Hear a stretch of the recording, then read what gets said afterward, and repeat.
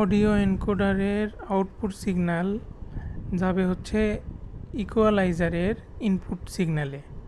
তো ওইখানে 3টা তার আছে, 3টা তার কেটে দিতে হবে। কেটে দিলে তাহলে গ্রাউন্ড আর গ্রাউন্ড সংযুক্ত করে দিতে হবে, থাকলো বাকি 4টা তার। 4টা তারের ভিতরে 2টা তার হচ্ছে ইকুয়ালাইজারের ইনপুট সিগন্যাল দেওয়ার জন্য, আর 2টা যেটা আছে সেটা হচ্ছে অডিও এনকোডারের আউটপুট সিগন্যাল।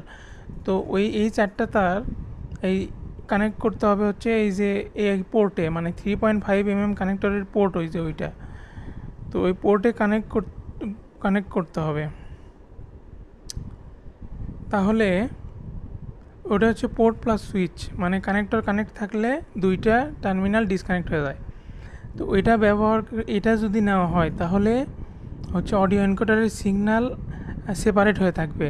শুধুমাত্র কানেক্টর থেকে যে সিগন্যাল আসতেছে সেটা থেকে ইকুয়ালাইজারে যাবে, ইকুয়ালাইজার থেকে অ্যাম্প্লিফায়ারে যাবে, অ্যাম্প্লিফায়ার থেকে স্পিকার প্লে করা যাবে।